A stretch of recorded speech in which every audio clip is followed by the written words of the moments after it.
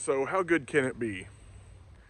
This $14 cold steel SRK ripoff from Armory Replicas got this dude in. Got it on a Black Friday cheapy cheap deal. But we're gonna test this thing out. We're gonna put it through its paces. I'm not gonna Joe X this thing. I'm sure that it's similar as far as both of them came from China. Dimensions wise, it seems exactly the same, has the same feel, same weight, everything. The scabbard, we'll look at that. But we're gonna put this through its paces and see if it's worth $14.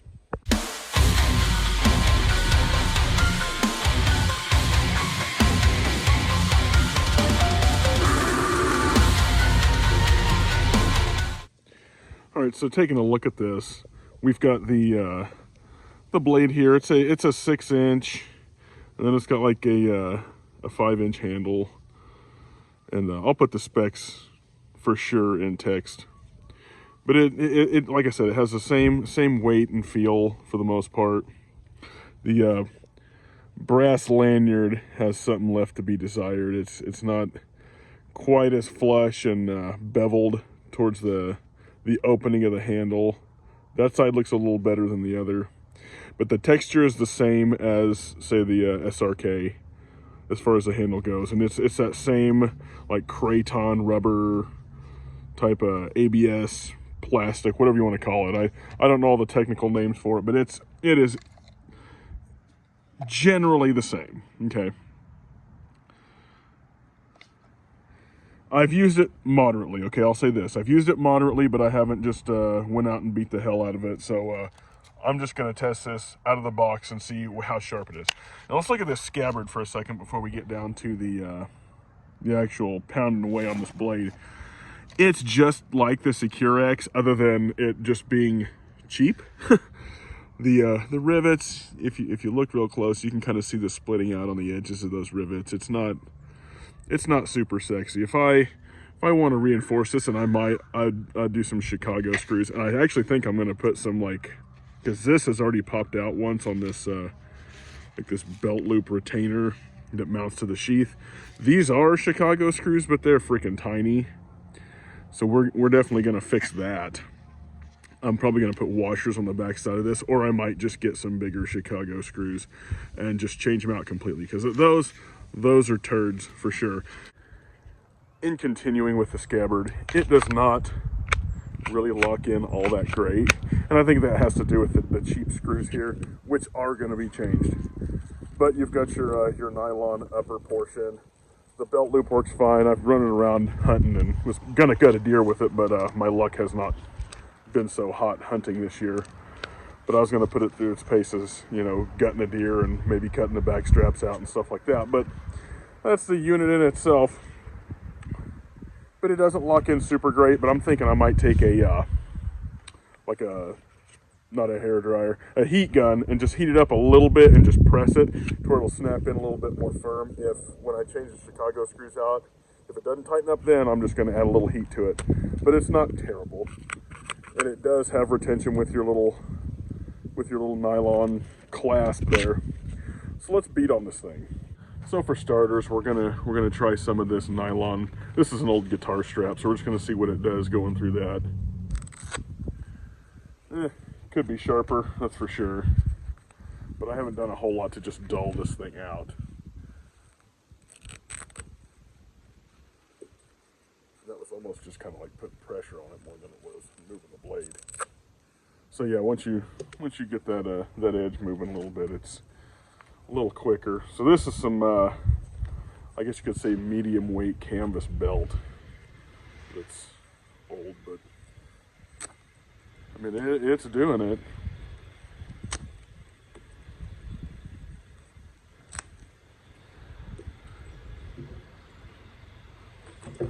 Not terrible. Could be worse. But that, yeah, this is going to have to hit the work sharp, but I'm just going to, again, continue the test out of the box. Just with some wood, particularly.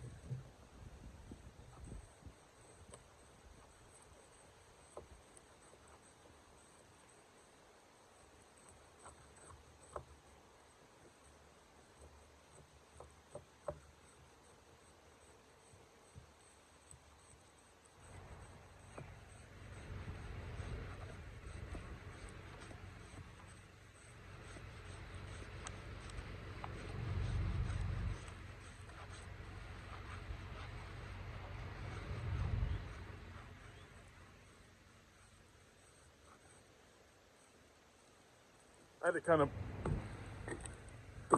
had to put a lot of force on that to get that to do that. So yeah, this is gonna need some help. It'll do it, but that's definitely an undue amount of force I'd have to put on that. Let's try something else. The good old fashioned, we'll do this side cut here first. We're going to see how this does. Just cutting cross grain here.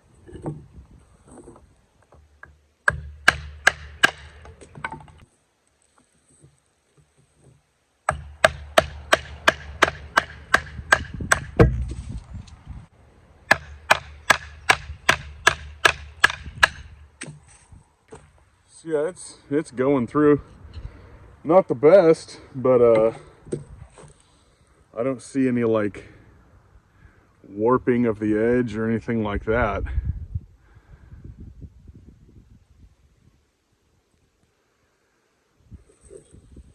No deformities I can tell. Interesting. So, the one that everybody loves and everybody hates, we're gonna baton with it because, well, it's just fun.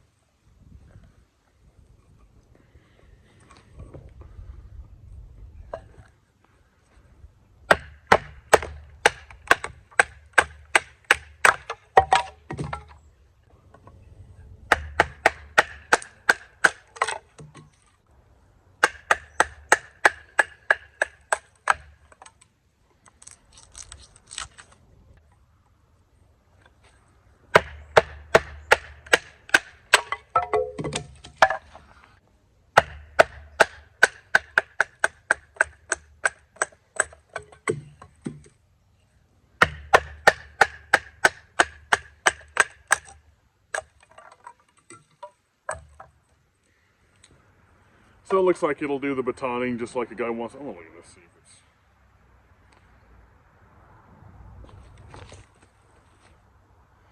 it's... Still looks straight as an arrow to me.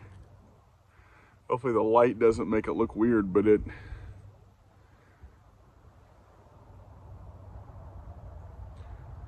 there's no deformity. One thing I am noticing though is if you look at the taper right up here at the front for the clip point, one side has a little bit more prominent bevel than the other, but that's, you can see the difference side to side. So yeah, it didn't warp under pressure. It was just ground a little bit off, but I'm not really worried about that as long as it holds up and does what I want it to. For $14, this will go in a ground cache or something with a kit, and I guess if you have to use it, it'll do its job. You really got to be looking at it to even tell though. So I really wasn't happy with the way that struck a ferro rod, so I'm just going to spend a little bit more time with that, see what that does, because this one's been in a pack and it's kind of it gets dull, and then you got to kind of shine it up to where you got that open raw metal that's ready to oxidize and catch. So we're going to try this a little bit more. I just want to test it out and see if this is the blade's not all that hot, or if it's just that this ferro rod's a little bit been sitting a little bit and it's just kind of got a coating on it.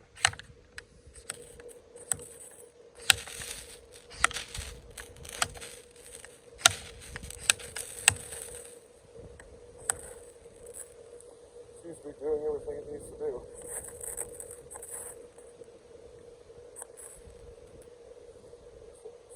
There's still paint on this side here.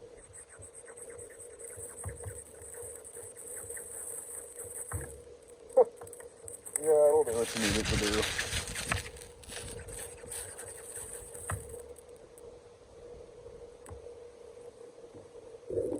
Yep. And I don't see any damage to it back there, like it's rounding it off, so I guess that's good. I just wanted to kind of give that the old extra little test on that. Again, that's the fat web there.